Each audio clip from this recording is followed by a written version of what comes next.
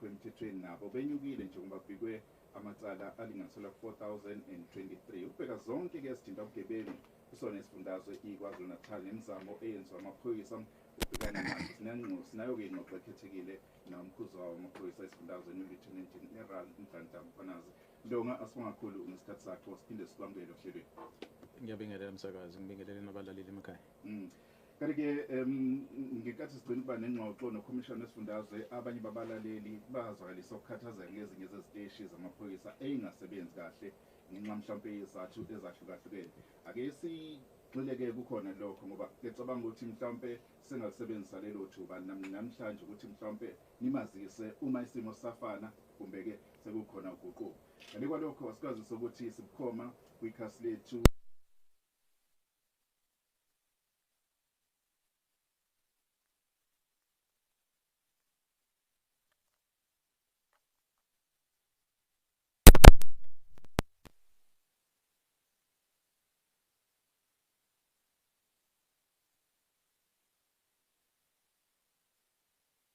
khulu kumele siqale ngalo udaba olwenzeke lapha esifundazweni iGauteng othinta istudent Olorado Mngale.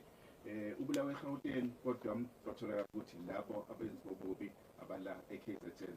Sikuyaziwa-ke ngoba sekumlando ukuthi niwesenwenzile umsebenzi. Lapha ke sizothi likhona yini uphenyo enisaqhuba njenge-province ngalolu daba? Yebo msakazi, uphenyo lusekhona. Ngicabanga ukuthi kuyaziwa ukuthi lensizwa lehlukumeze usisi Olorado ibingeyodwa. Kukhona kade ehamba naye, ebonakala ehamba naye emotweni. Esamfuna-ke njengamanje. Ngicabanga ukuthi ukavela endabeni ukuthi kukhona into ezisadingakala. Kodwa njengoba silokhu siphenya nje msakazi nozakwethu lapha eGoli, sekutholakala ukuthi kunamacala amaningi amanye abambandakanyeka kuwona labasola lapha. Ongenzeka ukuthi mhlambe igcina sokuba nabanye-ke ababasola ezofuneka sibatholile.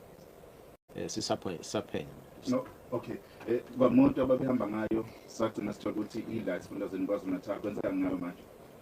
No, imoto ile moto ekade ebeyisebenzisa kuyababa wakhe. Ingxenye-ke yecala. Amaphoyisa aseGoli-ke akuyona bekade igcinile ukuze icala liphothule kahle. Sekulolu daba nike nabophawunini omunye wabasolwa ngokuthola kwethu kuye wagetela mhlawumbe khona namacala besebekwewo. Esikutholayo ngomuntu owasixoxela ukuthi athi umsolwa lo wabaleka esuka ekhaya wayele endaweni ade ehlele kuyona ehlobeni zakhe wathola ucingo oluqhamuka kumamakhe elimtshela ukuthi naka amaphoyisa khona la ekhaya amfuna. Lokho kwenza ukuthi abaleke nala kade ekhona. Amaphoyisa masefika khona asethola ukuthi usehambile kwaphela 20 minutes ehambile. Kodwa into sizwa isho umuntu.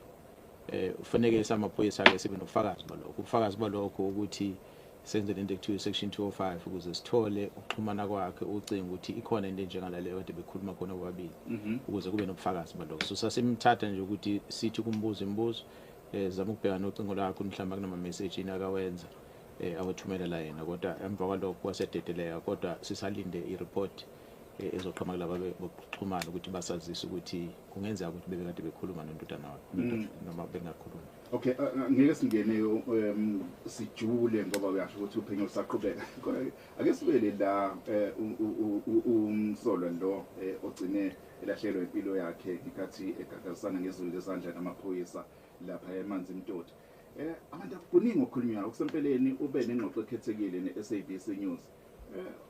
Abantu sekuvela manje abantu besifazana abathi hayi elizwe siyalazi lo muntu usebenzisana kwi-syndicate nalabantu lapha. Khona senitholile ngalo? Sisaphenya engifuna ukucela nje umphakathi ukuthi ngokuxwayisa akulungi uma ngabe abantu bezosola umuntu bengenabufakazi bengafulanga amacala. Ngoba manje sesitholele kakhulu indaba ukuthi kukhona sebesola umuntu uthile kade sikhuluma naye ukuthi cha naye lo uyilunga lazo lezi igebengu kodwa manje akekho sekweza kuthina ovula icala wathi nanga umuntu owangenza ukuthi nokuthi kufanele amaphoyisa ambophe. Ongebeka ke impilo yalo muntu engcupheni ngoba manje bangagcina sebemlimaza abantu kanti cha akanacala ngoba nakho abantu bemsola. Loyo ke omazi ukuthi uyamazi ukuthi uyena omhlukumeza. Ama police station maningi la South Africa ngaphezulu kwe1000.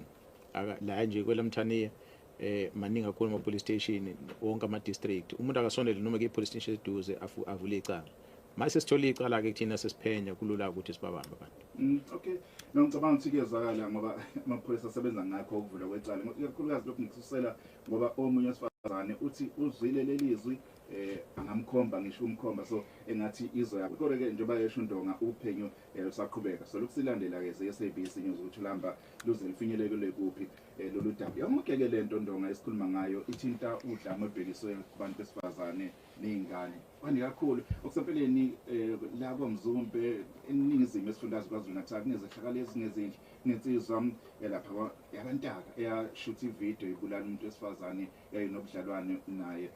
Ngiyafisa sibheke lezi zehlakalo sizwe nanokukhathazeka uma ninakho ezamaphoyisa ngezehlakalo ezifana nalezi nanokuthi nisingatha kanjani. Kwesihlukumeza ke umsakazi asazi impela ukuthi kwakhala nyonini la kwelamthaniya ngoba ungathi lesihluku siningi kakhulu la kule province yethu. Esingazi ukuthi bangelwa yini ngoba sinenhlelo eziningi kukhona abantu abama NGO NPO kunenhlaka eziningi zabantu abalwisana nalolu dlame abalwisana bazama ukuqhuquzela abantu besilisa ukuthi abayeke lolu dlame abanalo. Babulalana bodwa babulala abantu abadala babulala izingane ezincane babulala abantu besimame ngoba abantu besilisa isikhathi esiningi abenza zonke lezi zinto. Iyakhulunywa emasontweni abafundisi bayathandaza kodwa kuyafana nje. Izangoma nazo zizama ukulapha abantu makade beqeda ukuganga bahambe baye enyangeni bayo cleaner khona bafike babahlambe baphinde babuyele khona futhi bayoganga. Angazi ukuthi noma mhlambe inyanga nabo ziyabagqugquzela benza lonto noma ushuthi lokugezo kwenziwayo akusebenzi la ngoba ikakhulukazi ubona kwenzeka kwentsha yethu igenge encane abafana abancane ibona abahlupha kakhulu. Lokhu ke kokudlwengula kakhulu kwande kakhulu endaweni yabantu abamnyama kakhulukazi ngoba mawuthi siyabheka nje ibalo njengoba duzisho nje ukuthi amanani obugebengu abeka kanganani le kodwa siphuma kuyona iningi abantu abamnyama bahlukumezekayo bahlukunyezwa abantu abamnyama. Abelungu nazonke lezi inhlaka azibenzi asinalo udlame lolu abantu abakithi abanalo esingazi ukuthi iyolamulwa yini. Sinazo ke inhlelo samaphoyisa ukuthi sizama ukuxhumana nabo siyaxhumana nanomphakathi ukuthi siparticipate kuma programs akhona okuzama ukuqhuquzela abantu ukuthi baziphathe kahle kodwa sibona ngazuthi zonke lezi izinto azisebenzi kahle ngokubuka inani lokuhlukumezeka liba khona le province. Okay, so eminyakeni edlule kwaku ne desk elibhekene ngqo emaphoyiseni nezitations zamaphoyisa nezehlakalo ezifana nalezi asekhona lezo nhlaka. Zisekhona umsakazi sinenhlaka nohlelweni inhlelo eziningi esinazo emaphoyiseni ezokusiza umphakathi abantu mangabe behlukumezekile kakhulukazi nje abantu besimame treatwa ngendlela ehlukile police station abafani nje umuntu wesilisa othi mangabe ezovula icala police station ahlale nje kanami nawe nje ukwazi ukukhuluma icala lakho abanye belalela. Umuntu wesimame mangabe ehlukumezekile kakhulukazi ngokudlwengula njalo uya akabekwe police station eCSC la ekula khona amacala uyathathwa abekwe egumbini lakhe elithile. Kukhona noma social worker ke siba nako kunendawo kuthiwa Thuthulezeka Center nasebhedlela la yayisiwe khona umuntu ukwazi ukuthola ukuhlola axilongwe ukuthi ukuhlukumeza kuhambe kwazo kwafika endaweni kanani nokuthola icounseling ke nje kulabo abakazi ukusiza ngokugula kwengqondo ngoba umuntu usuma sehlukumezekile nengqondo yakhe yaphazamiseke kuyefuna abantu abazobasiza ngale nto benza ama counseling nezingane ezincane ke kakhulukazi ukuze bakwazi ukuthi balungele ukuthi babhekane namacala mangabe siyabopha sisiye enkantolo bakwazi ukuthi banikeze ubufakazi so kuyabasiza ke lokuthi banikeze isibini.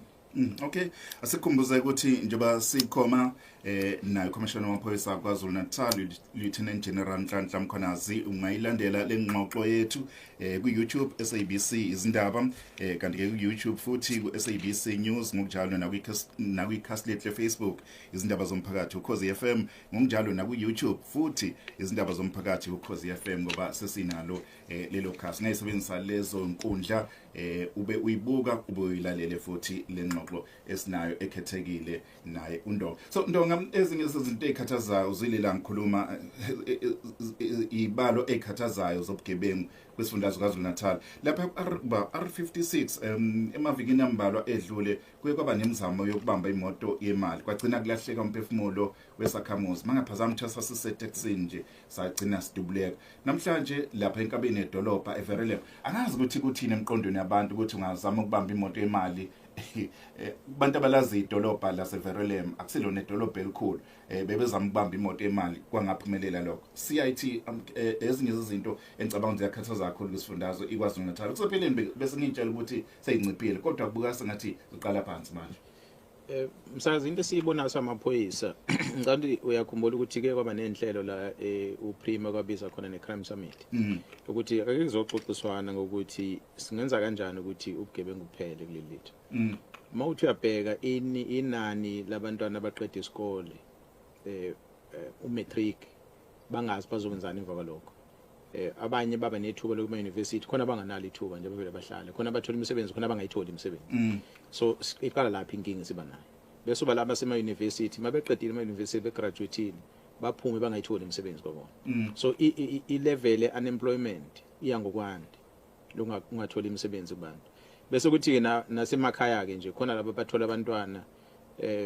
bengasebenzi mawuthi uyabheka nje umsakazi ngeke ngikhuluma ke nowenza kwethu ngenye ilanga lokuthi njalo ngoDisemba ukuthi umhla ka25 nangomhla ka1 siyahamba siyongena eBethlehem sobheka ukuthi singake ingane ezizaliwe zalwe ngoChristmas kodwa mawuthi uyabheka omama balezi ingane akhona edwa osebenzayo ukusho ukuthi kahle kahle ulethe indleko lethela uhulumeni so zithi zikhula ke lezi ingane zikhula ngemali yeqolo le mali yeqolo le omama bazo abagcina bengasazikhulisa ingalo zingane beyidla bona so ingane besikhula ke sefana nechone lenyoka sefanele izibonele ukuthi iphila kanjani yileyo nto ke bangela lesimo esikusona namhlanje ngoba mayikhula ibandala igcina seyenza ubugebengu befuna ukuziphilisa ikakhulukazi laba besilisa bagcina sebenza ubugebengu befuna ukuziphilisa okwenza ukuthi sigcine sesinalo ubugebengu obuningi nje uyababopha namhlanje abanye bashona mhlambe engozini okudutshulana namaphoyisa kodwa bakhona baloko bekhulu nabe bebona balambile abangena ebugebengini njengalento okhuluma ngayo nje sePhoenix namhlanje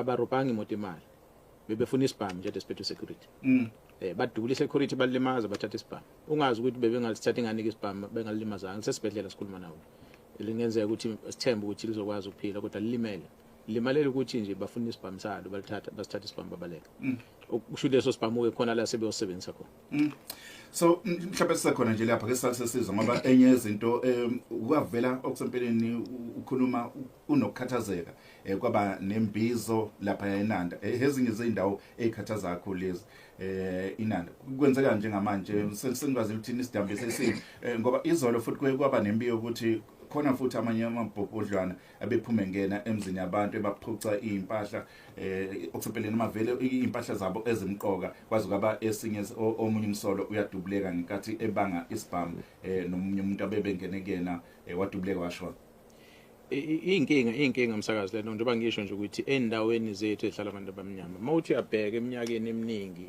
edlule la eThekwini kakhulukazi indawo ezifana nemjondolo bezingeningi kaka siziningi manje asikhulume ngeNanda indawo yasemawodi koBhambayi isixavathi baningi abantu abahleli khona ongeke ubazi ukuthi babuya apha abanye imize egcwele khona ongekwazi ukuthi kukamabani la mawuthi ukhona umuntu olahlekile nje awazi ukuthi uzomfuna manje labo bantu bonke iningi labo bagcwele khona ave ngoba besebenza khona bavuka ekseni baye emsebenzini bese kuba khona abahlala emakhaya abasebenza laba abasebenzayo abalinda ukuthi mayibuye emsebenzini mase bayamhlumeza bamngenele endlini bese nesimo ke sokuthi ngicabanga ukuthi umthetho ke walelizwe lethu lokuthi umuntu mase kwahlala endaweni ethile wakhe indlu khona wafaka uphahla phezulu kweroof phezulu kwakhe angeke usakwazi umkhipha sefanele kuye enkantolo umthetho okusho njalo ingakho kubona ziyanda lezi indawo lezi abantu abahlala kuzona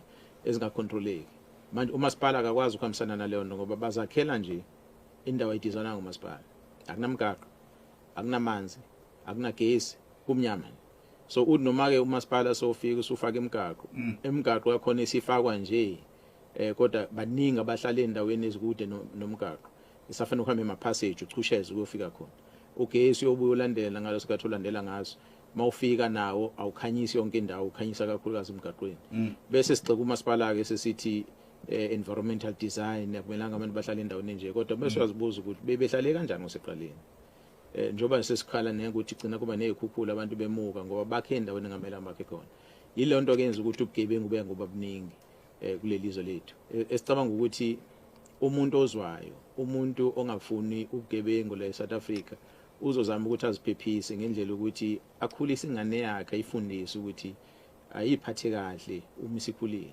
kodwa njengamanje nje sibona samaphoyisa ukuthi iningi lengane zikhula nje azikhulise kahle ingakho ke sigcina sesibona lolu dlame lolesinalo ubheke kakhulu kubantu abamnyama Okay, ake sikhulume ngebhamu engekho emthethweni. Amacala avuliwe alinganiselwa ku 4023 kule kota esuka kuyona. Isibalo esiphezulu lesindonga. Usushilo la ukuthi bebe okusebeleni okwenze namhlanje iGuard noma asithi iSecurity iphucwe isibhamu salo esiyosebenza ngokuqonda kwethu noma ngokucabanga kwethu endaweni engafanele. Ziningi kakhulu lezi ibhamu ezisezandleni engafanele.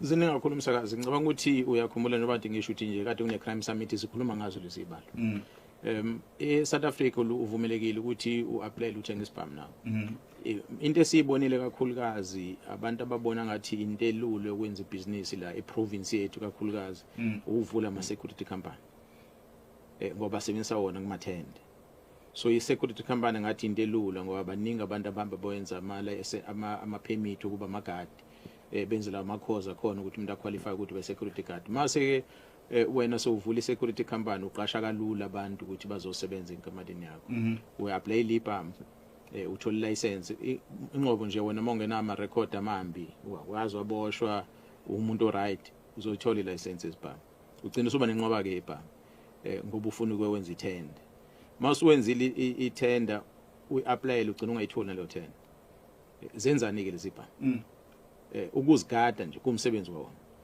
mongasakwazi uzigada ziyalahleka so uyiqala lapha inkinga bese kuba nabantu ke nje abafuna ukuzigada bona athi hey awuthi ngithenga isibhamu ukuze ngikwazi ukuzikhusela uyahamba endleleni emgaqweni isibhamu sakho sihlela eceleni kwakho usifake ku-cabio lemoto bakuvimba abafana bakhoma ngesibhamu bayithatha imoto sebethola nesibhamu ngaphakathi bayafika ekhaya ulele awulindele bangena ngaphakathi bakhoma ngesibhamu basesha indlonke bathatha isibhamu sakho bahamba naso so ikakhulukazi ibhamu esinazo ezitholakalayo akuzona ibhamu ezazilapha ngodlame kudala ibhamu ezithengwe nje kulohulumeni omusha abantu bazithenga bese ziyantshontsha bazithenge zintshontsha ile nto esiyithola ikakhulukazi enzakalayo ingakho ukubona ngathi ibhamu ezingekho emthethweni zininga nje eprovince hayi ngoba naku zakhiwa ndawo nathini cha ithini esizithengayo bese siyazilahla Okay, so akusathu ukuthi uthini umthetho uma ngiyumhlaba ngithenga isibhamu esisemthethweni ngibe nelicense konke kube semthethweni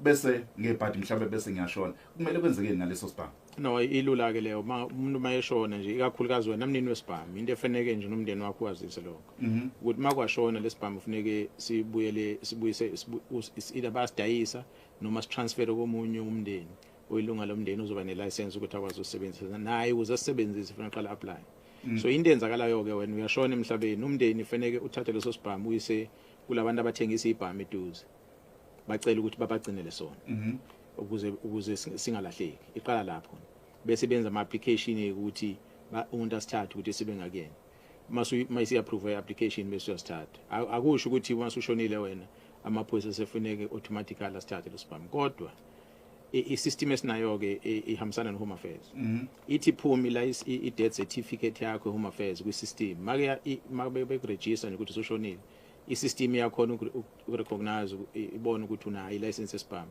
bese ithumela i-message amaphoyisa bese ahamba ayofuna i-address la uhlala khona ukuze kutholakale leso sibhamu okuyibhadi ukuthi ama-particulars or imininingwane esiba nayo emaphoyiseni kwi-system kuba ile wawuyifakile wena ikhathi uapply lesibhamu kanti mhlawumbe sewasuka lapho awusahlala kuhlala mase siyafika thina sithi sizothatha isibhamu lesi ngoba usekho emhlabeni uthola ukuthi nomndeni usowathutha lapha akekho owaziyo bese kuba inkinga ke lokuthi sisithola kanjani lesibhamu samaphoyisa ingakho ke isikhathi esingu uthola ukuthi sesithola lebugebengu lezo bhamu ikakhulukazi Okay Ngicabanga nje ezomlaleli okay khona nathi kuzona izinkundla zethu zokuxhumana ake sinxuseke ukuthi engifisa ukwenzeke nje ukuthi mhlawumbe siyazi isifundazwe KwaZulu-Natal isifundazwe esikhulu kakhulu ngeze asasonke ucommission kodwa mangabe kukhona ipolice station noma sithi ipolice station yangakini ingasebenzi kahle thatha lelo thuba esela emoyeni usho ukuthi khona ungakuboni kahle wenza ipolice station yangakini mhlawumbe ayisebenzi kahle ngenxa yezathu ezahlukahlukene asivele sigxile lapho nje kuze mhlawumbe ahambe nomphako uNdonga mayiphuma la e-studio 28 minutes past 6 njengamanje esidlule ngaphetho sithengise sobe siqhubeke nalo uhlelo Samana naphansi kwa Shoprite sichaza ukuthi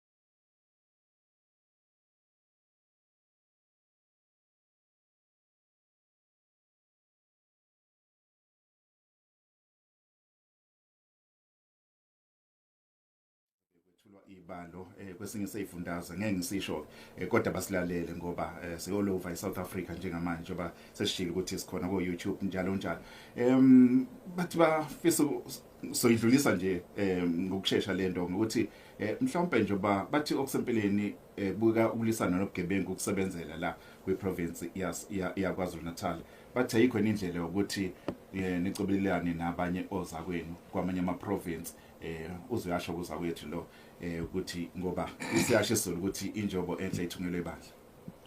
Yeah no siyakujabulela ukusebenza kwamaphoyisa eprovince nokubona nje abantu bekujabulela ukusebenza kwamaphoyisa. Kodwa ngicabanga ukuthi umsakazi esikwenza ukuhlukile kunamanye ama-province umphakathi weprovince yaKwaZulu-Natal. Sibambisene kahle kakhulu nabo ngoba ibona abasilethela information kakhulukazi. Njoba besilethela information nje bakwazi nokusithethisa futhi makuthi asenze kahle njoba kade ubanxusa nje ukuthi basho ama-police station angenzi kahle. Bayakwazi ukusitshela okwethu ukulalela mase silalela kumele senze ngalendlela ezobajabulisa. iloko ke okusiwinisayo kakhulukazi eprovince yethu ngoba azizona izangoma asibuli sesithi mangabe sesifuna isigebengu bese bayasithinta bathi sondelani ngala mkhwanazi bese siyasondela ngakhona okwethu nisiqiniseke ukuthi mase sifikile lapha sikhomba khona sifike sisebenze ngokuzimisela ukuze bajabule nabo bomphakathi ngicabanga ukuthi iyona kuphela nje into ehlukile esenzayo ngaphandle kwaloko amaphoyisa wonke aqeqeshwe endaweni eyodwa sonke siqhamuka ema-college masiphuma khona bese siyahlukana-ke ngokuhamba kwethu ema-province ngicabanga yonke into esenzayo whether ugqoke i-uniform noma awugqokanga i-uniform uyiphoyisa nje usebenza ngendlela oqeqeshwe ngayo fanele usebenze ngayo sikwenza ngokufana konke umehluko ngicabanga uba lapho nje kutheni ubambisene kanjani nalo mphakathi osebenzisana nawo ngoba manje ngabambisene hayi angeke uzuyiwina.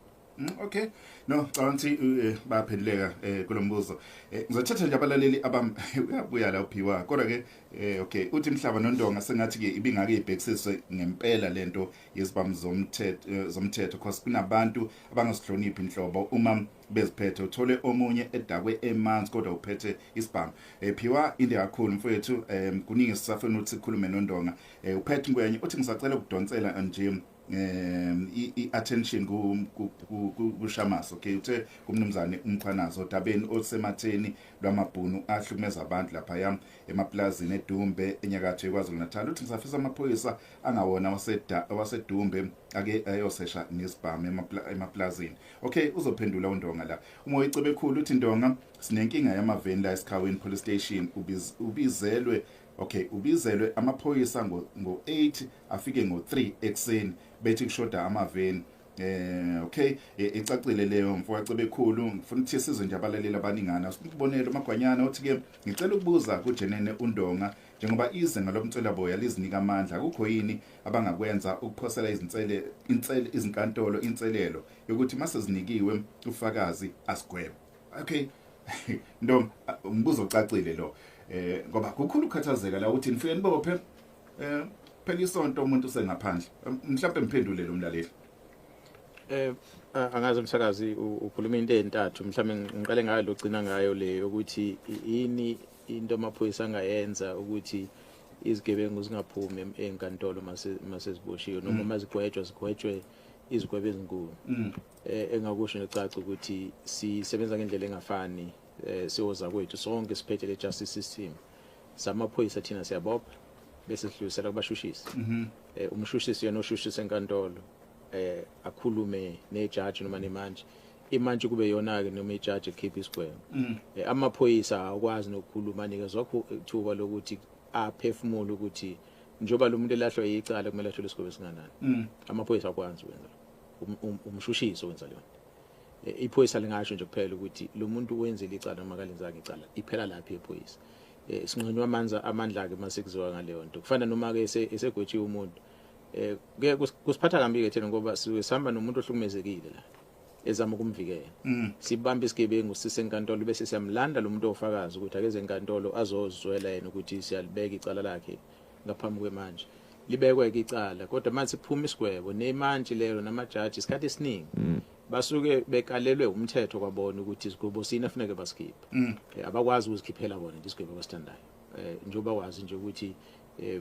abantu la eSouth Africa i-death sentence into engekho ngisho ukuthiwa ke ijaji lelo bekade lifuna ukusikhipha leso sigwebo ngeke kwazi usikhipha ngoba umthetho waSouth Africa uvuma ifika ibambeke lapho umthetho okhona eSouth Africa indlela ukuthi mhlambe kulungisa ukuthi kuyofuneke abantu bethu bake bayibheke kahle imithetho ngiyengibone nje bajabulela udilika jele makuthiwa hayi umuntu uboshela udilika jele ngicabanga ukuthi udilika jele mawucabanga nje umsakazi ngikhuluma nawe ukuthi ucabanga umuntu ozohlala kulezi indonga ukuthi uyophuma ngesidumbu khona angeke aphinda phuma kodwa ngokomthetho wesinawo leSouth Africa udilika jele iminyaka nje ama-25 ukuthi mawuziphethe kahle futhi ngaleso sikhathi kuphele iminyaka e15 uyakwazi ukuthi uvele kulolu phepha balibiza i-parole board bakudedele uhambe uyoqedela isigwebo ekhaya okay kodwa kade kuthiwa udilika jele okay kunabalaleli ababili ke lapha esikhaweni kuthiwa kunenkinga ubiza imoto yamaphoyisa ngo8 izifike ngo3 ekseni bese kuba nomlaleli asihlanganise le kunomlaleli okhathazekile ngesimo sasemaplazini angazi ukuphoyisa emaplazini kusebenza kwamaphoyisa emaplazini ngoba kwangathi ngendlela engizwa ngayo la elomlaleli uthi ake niyobheka emaplazini ukuthi kwenzekani usolani wenza neinsolo zokuthi kuneyibhamu nakhona Yabona nje umsakazi engiyithume oza kwethu lapha abaphethe iteshi ukuthi njalo ngenyanga akabiza imbizo umphathi westeshi abiza umbizo nomphakathi wakhe ayikuthi ubiza umbizo nabantu abazikhulu emphakathini umphakathi wonke nje wonkana uhlangana endaweni eyodwa kuxoxwe ngobugebengu endaweni la uma stage efanele ehambe nemanagement yakhe asizana nabo la bezokwazi ukuthi bafike batshele umphakathi ukuthi inhloboni zomacala kenzeka akabekwe epolice station ngoba kungenza ukuthi khona umunye ongazi ukuthi kade kudlengulwe kwamakhelwane kade kurojiwe kwamakhelwane kade khajekiwe kufanele amaphoyisa kube bona tshela umphakathi ukuthi akwazi lokho okokuqala okwesibili uma ukuthi khona umuntu amacala kabikwa amaphoyisa walethe report ukuthi kule nyanga edlule kube namacala amangakabikiwe sibopha abantu abangaka samaphoyisa mangaka senkantolo nokuthi mawukuthi umuntu udedelwe inkantolo ethola ibail njalo njalo amaphoyisa afuna atshela umphakathi wonke hayi ukuthi atshele leyo family lo mndeni phela ocomplainayo kodwa afuna atshela umphakathi wonke ukuthi umphakathi wazi ukuthi kunesigebengu esithile endaweni ebesiboshiwe sesidedeliwe noma kade sisejele sesibuye ejele sesibuyele ekhaya ukuze umphakathi wazi so lokuxhumana komphakathi namaphoyisa ikona fanele bekenzeka njalo ngenyanga la ikhalazo eziningi zoxazululwa khona ngicabanga ukuthi nensiza kusebenza ke amaphoyisa amaveni njalo njalo zonke into ezikhona station umphathi westation uyakwazi ukuthi ayicacise lapha emphakathini ukuthi sinezinto ezingaka sishoda kangaka njalo njalo kunalento esithi ama CPF Community Policing Forum sesithi abantu sicela ukuthi basondelane nawo kodwa hayi ngoba nakuyiwona wodwa ke kufanele abantu basondelane nawo umphakathi nje uwodwa ukuthi ustructured kanjani uzikhanda kanjani njengomphakathi ukuthi ukwazi ukubumbana ukulwisana nobugebengu uxhumane namaphoyisa ungakwenza lokuvumelekile akudingi ukuthi bazibeke amalungu eCPF kodwa siyaqhuquzela ukuthi bangena ku CPF ngoba kuba lula ukuthi sisebenzisane nabo ngendlela eorganized so siyacela kumphakathi ukuthi usondele eduze mangathi nje anginali nani njengamanje uma ngibuza ukuthi mangaka amavena khona esikhaweni ungathola ukuthi maningi ngalendlela kodwa mathi mabethi bayafuna abantu kuthiwa wena umbuzo kusekutheni akuphi so lezo khalaza ngifuna ukuthi sifike kumina ngoba phela ngithumela umphathi westage lapha ukuthi lezi imoto umsebenzi wazo ukusiza umphakathi akuzona izohamba ziyothenga etolo nomphakathi nima kwabona imoto imestolo ithenga igross afuna uthatha ama number plate babike ngoba phela ufanele kumphathi westage acacise ukuthi le moto iyasenza into engahambisani nomsebenzi wesiphoyisa ingane so kwazi ukuthi siphendule ukuthi hayi cha email lapha na yenza lokhu okomthetho lo kwenzayo ingxenye nomsebenzi noma kusiyona ingxenye nomsebenzi okay kezwakala Ntombi la ku Facebook abaphawulayo uThobani Nzimande ulapho okay uthi ke mina ngicela ukubuza ilabantu beprotection fee ngithatha ngokubalekile lo mbuzo ukuthi uthini ngabo kanye nabantu bokufika abagcwele la baningana kabalaleli sazongena kule ukhayelihle Buthelezi uthi bengicela ukuthi undlulisele lo mlayezo ukuthi ake baqinise kakhulu umkhankaso wokukhuculula labantu abakuleli ngokungemthetho okay ukhayelihle ulapha eFosloras yena nomajuba mavuso uthi sinenkinga ye-satellite police station yangakithi eBilanyoni eDumbe ayikho kwisimo esifanele ngama weekend ayisebenzi nasebusuku zonke igcina ke intambama bese kuvalwa okay asivalelanga ngoBlack Somnyama uthi baba Mkhwanazi icela ke nisiqalazele endaweni ekuthiwa iseHammersdale uthi ubugebengu ubudla lubi kakhulukazi emalokishini kuleya ndawo leyo nto seyingenela emaphethelweni akhona ngeke ngafika lapha eHammersdale kwathi ungabusaphuma ngapha ngoba uyaduka ngoba ngeke usabuye so ngiyayifakazela le show lomlaleli nangilaleli la Ndongo okhuluma ngabantu beprotection fee mabe ngenza isibonelo kini kubuleka njengakithi kamaphumulo mhlawumbe kuzoba khona lezi ezithi hayi wena manje ngoba usebenza le eThekwini ucabanga ukuthi igade bani la kini sifuna usikhokhela imali ebekhona njalo amaphoyisa ngicela yazazi leso kuyicala lokho umsakazi sinqose nje ukuthi abantu bozireport into njengana lezo ngoba labo bantu baphila ngegazi labanye badlithi ukuthi abantu abafuni ukusebenza bona bese besebenza abantu njengoba kade ngisho eqaleni nje ukuthi khona laba abangasebenzi abalinda wena osebenza bese befuna ukuza kuwena khona abanetolo abadayiselayo bese bethi profit yala ilethela kuthini into njengana lezo sesicela ukuthi abantu basukume bakwazi ukuthi balwisana leno ukuthi amaphoyisa mengawenza umsebenzi basondeze nathi basibize ngoba phela siqashe wona amaphoyisa lapha eduze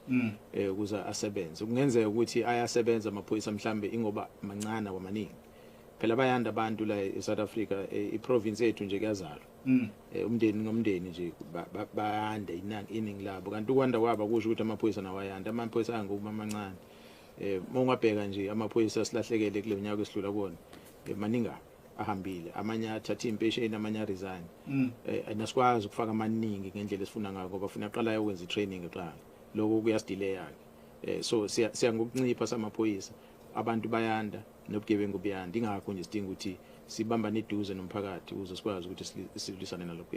Okay, yase Hammarsdale asihlanganise nale ama police station ama satellite police station angasebenzi ngendlela efanele. Angithi nefene njengoba kade ngisho eqaleni ukuthi umphakathi kuyasiza ukuthi njalo ngenyanga ke uhlangane nomphathi wesiteshi ukuthi uzwele wona ukuthi yini inkinga. Umphathi wesiteshi mangabe ngobiza umhlangano basitshela ngoba sabanikeza instruction umthetho ukuthi kumele bahlangane nomphakathi ukuze bakwazi ukuthola zonke lezi ikhalazo zomphakathi ukwazi ukuthi sizilungise kuse lungaze kuthatha isikhathi eside. Mawubheka nje ikhalazo ezikhona ngalento eyenzeke lapha ngaku Greater indaba yama white farmers ukuthi abelungu laba basemaplazini bahlukumeza abantu kuphinde kuzoba yiyo lokukhuluma ngayo yase Hammarsdale ukuthi ubugebengu buya ngokwanda endaweni eningi lezo zodinga ukuthi kuhlalwe phansi ukutholakala kahle kahle ukuthi ikuphi okuyinkinga ngoba manje masithi sibheka lento siyibuka ngokuthi abantu bayikhuluma nje general yebo icala lenzeka yebo abantu bayawenza izinto ezingekho emthethweni okusho ukuthi amaphoyisa ake kufuneka bophe kodwa kuba inkinga manje umuntu maseboshiwe aphume ngebail abuyele emphakathini ngokuthi amaphoyisa axhumana nomphakathi ukwazisa ukuthi kwenzakaleni enkantolo amaphoyisa abuya agxekwe ngokuthi uphuma kanjani lo muntu untata kanjani ngaphandle kade enze ubugebengu nje nako kulezo ndawo zokuHammarsdale ingane zemizi omakhelwane ezenza lokho bugebengu nomakhelwane bayakwazi lokho bathula abasholutho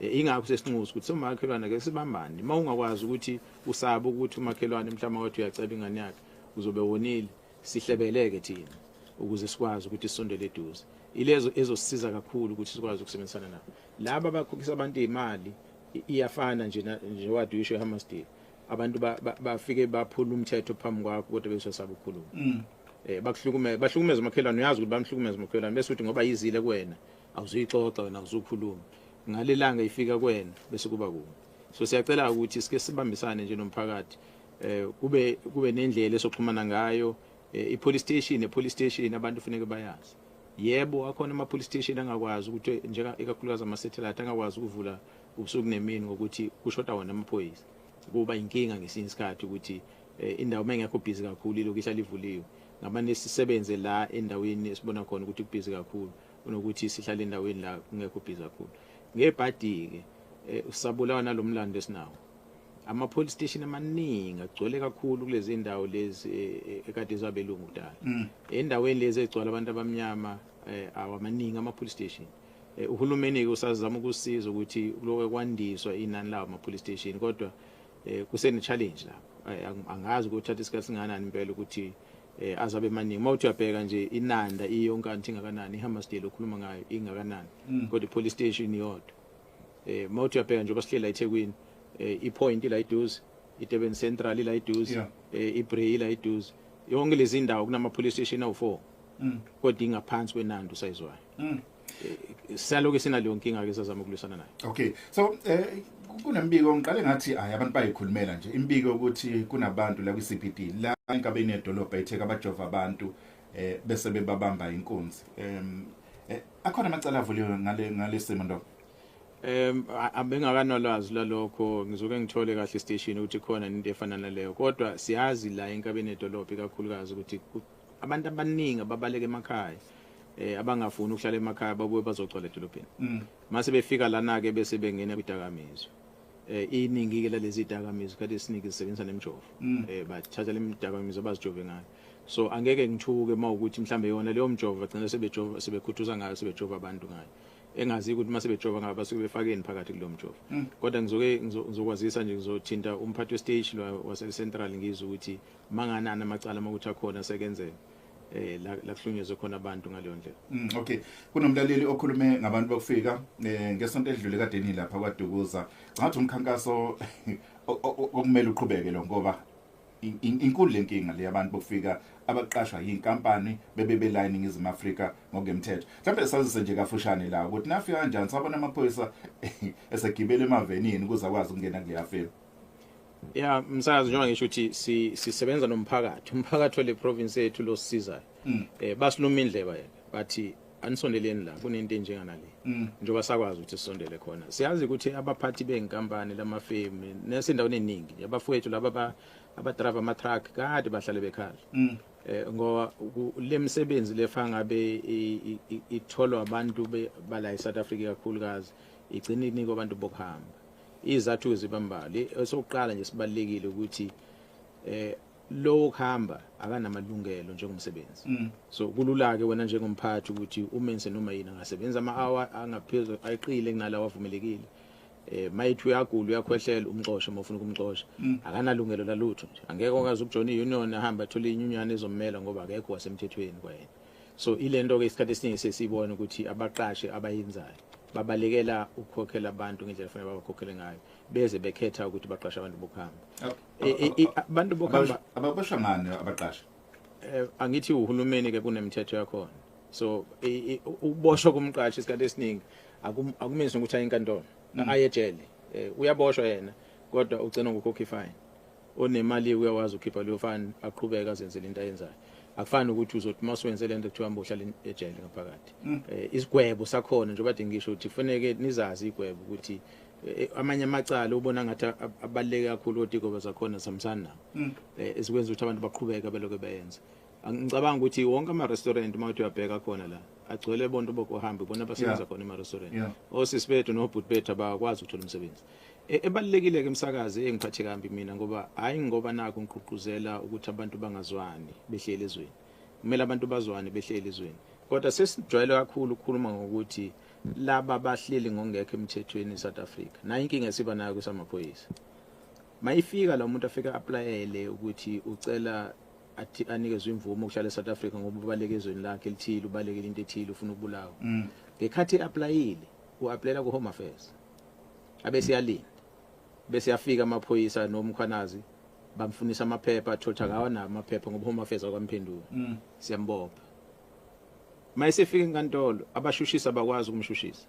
Ngoba ufika lapha namaloya akhe athi nayi proof ukuthi sali no Home Affairs ukuthi asiphendule.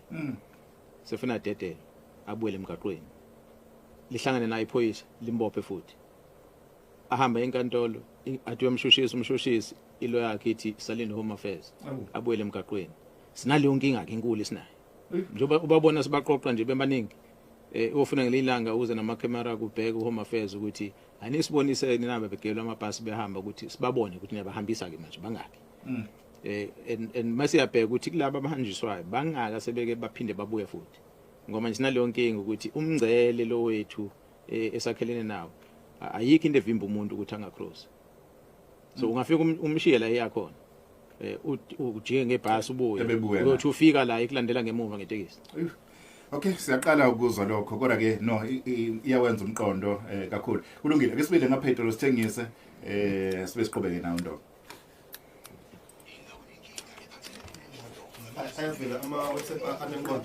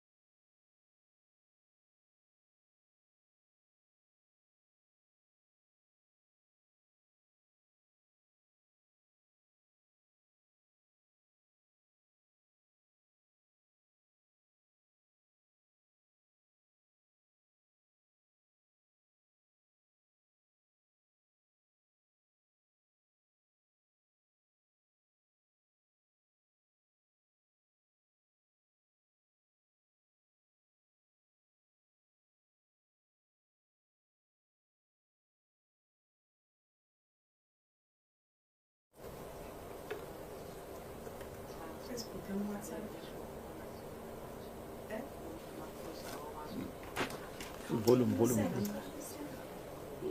uma kuthiwa umuntu useboshiwe iwona averify indawo lapho umuntu asuke azohlala khona, iwona futhi akwazi ukukhuluma nomshushisi ukuthi icala liphele, iwona afike ukuthi mase azofakaza enkantolo afike azibhekise ngoba sebekhokhelene nezigebengu ukuze isigebengu siphume ngaphandle. Kuningi okwenzele inkantolo sasazi. Okay, no, uthi uthandoka ke sivali lapho. Anganoma khona ufuna Paula no umsakazi uqinisile usisi iphoyisa umsebenzi walo ukuthi lihambise isiboshwe enkantolo, lifike enkantolo futhi iphoyisa linikeze ubufakazi kumshushisi ukuthi wenzeni lo muntu le ubugebengu, angaqamba amanga. Ke kube ibhadi ke mangabe kuba kumbi, akhona amaphoyisa akwenza lokho, awamaningi. Likhona idlanzana lawo ukuthi uma sekufika la sefanele awunikeza khona ubufakazi abesefika yazibhedisa wona amaphoyisa. Manje mase sebhedisa iphoyisa okusho ukuthi umshushisi akasenacala eliqinile angakwazi ukunikeza inkantolo. Ngale ndlela ukuthi nemantshi ke masikhipha isigwebo, ikhipha isigwebo esincane sixegayo. Iyenzeka le nto. Angifuni uqamba amanga ukuthi ngithi ayenzeki. Ingoba ingani ngoba akukuningi lokho kwenzakala kuba kuncane. Ngicathi besikhuluma ngayo sisi la igeje khona ukuthi besikhuluma ukuthi yini amaphoyisa engafanele ayenze ingxenye amaphoyisa afanele ayibambe ukwenza isiqiniseko sokuthi isigwebo esikhishwa inkantolo sikhishwela umoni sikhulu ngaleyo ndlela. Ngithi mina iphoyisa umsebenzi walo ukuthi linikeze ubufakazi bokuthi usibanibani udlwengulile, usibanibani ubulele, usibanibani untshontshile, nabo ubufakazi esinabo. Aphele lapho, liphela lapho iphoyisa. Okay. Asikhulume ngama awards amaphoyisa nekofti sisigoqe nje ngoba khona nisafuna sidlulele khona ngafishane. No baba, sibonga kakhulu. Sizobe nje ngolesihlanu esiyakulona la eThekwini ICC. Sizobe sihlangene nozakwethu la sibiza khona amaphoyisa wonke iprovince yonke, sibheka khona ukuthi kubona bonke abasebenzi sinabo ibaphi labasebenzi okuyibona abenze ukuthi lezi izibalo esizibonayo lekade zikhishwa zehle ngale ndlela ezihle ngayo. Baningi amaphoyisa esinawo la eprovince kodwa ambalo kuyiwona asebenza kakhulu ukudlula amanye. So lawo kasebenza kakhulu ukudlula amanye ukuthi ayabopha abanye abasiza umphakathi mohlumezekile njalo sizobe sibaqomelisa ke kulolu lesihlanu siyakulona. Kusasa njengoba sobe sidlala igolf kwesenzela ukuthi izama uqoqa imali. Laba bazodlala nje sesibanqoba abantu bamabhizinisi nje nabantu abazimele bakhipha imali ukuthi bazodlala nale golf. Akuyona yodwa ke umdlalo soba naso phinde sibe nawo umunye basophela unyaka. Inhloso yawo ukuthi siqoqa imali ezokwazi ukuthi isize izingane zamaphoyisa, lamaphoyisa alimali emsebenzini ashoni kakhulukazi izingane zisala zibudengwane zingenabazali. Lezo mali ke zeyisizwe sinalento ekuthiwa i-educational trust emaphoyiseni ukuze lezo mali zikwazi ukufundisa lezo ngane ziqale zihambe esikoleni ziziqede zizifunda sa university zingasokoli ngoba abazali bengasekho. Inhloso ileyo nje. Okay. Zimbi ke lezo sokhuluma ngazo manje ntombi. Itheme yakhe phela maduze nje angikholwa ukuthi bafuna ukuyiza le yabalaleli. Kuzokwenzekani ngontonga? Sesikhona inhlelo. Umthetho phela esisebenza kuona la eSouth Africa mawuqashiwe uqashwa ngecontract. Icontract esinayo ke mawuphethe amaphoyisa eprovince ithi usebenza u5 years. Ithi ke mase uphelile lo 5 years umphathi wakho ke kufuneke eze kuwena azokucela ukuthi ucela uphinde uhlale. Nawe ke bese uyacabanga ukuthi ukhuluma nomndeni wakho ukuthi usafuna noqhubeka noma usonele kwawena. So leyo ke iyoxoxwa mangabe sifika leso sikhathi. Kodwa manje unyaka wonke lo ngisenawo umphakathi wale province angakayindawo. Leyo into yangonyaka uzayo seyibona mase kufika leso sikhathi. Okay, abanye bathi usithe yethu nawe le abalaleli nje manje. Bathi ngakuhle kodwa uthi ube commissioner wazo lonke. Akuyona yami nawe ngoba nayi camera lengibhekile. Ekubalekile ukuthi umuntu afuneka wazi ukuthi awuvoteli kuba iphoyisa. Iphoyisa livotelo nje akusipolitiki le. Uyaplya uthatha ipen ugcwalisa ukuthi ngicela ukujoina emaphoyiseni sikucheck ukuthi awunamacala. Sikutrain sikucheck ukuthi awuguli bese sikuse college. Mawuqede college sibuye sikuthumele la sifuna uyosebenza khona ufike usebenza iphoyisa. Bese kuya ngokunyuka ikhundla ngokusebenza kwakho. Njengoba ngisho siklomelisa abanye ngolesihlanu ke kuphume nama post ka bethoza ama post ba apply abantu siba evaluate ukuthi lo right singakwazi umnyushela esikhundleni njalo. Baze bafike lezo khundla bafika kuzona. Sisodwa ke esingakwazi ukwenza lutho kusona. ilesa National Commission. Lesa National Commissioner isikhundla la umuntu abekwa khona umongameli wezwe kuphela. Akuyona ay-advertise wake le ukuthi kuzoyi advertise nje kubizwa abantu ukuthi abeze ku-interview ukuthi baku National Commission, cha ayenziwa lento. Umongameli nje kuphela. So abantu abehlisa amaphaphu ngoba noma banganezifisa banazo. Ngeke yenzeke leyo nto uma ukuthi isikhathi asikafiki ukuthi senzeke umuntu. Kanti futhi nakulowo muntu abamcabangela yona ukuthi besifisa ubani ukuthi enze ukuthi ungathola naye umuntu akanaso leso sifiso. Yena u-right la ekhona. Kufanele ukuthi uma uyi-player nje groundini ufuna ukushaya amagoli, hayi ukuthi ube ucoach uhlale eceleni kwe-ground. Okay. No, kezwakala into ngasama kakhulu ngesikhathi sakho. Ba. Okay. Asikaze umlaleli uzayithola le ngxoxo yonke kwi-castet Facebook izindaba zomphakathi.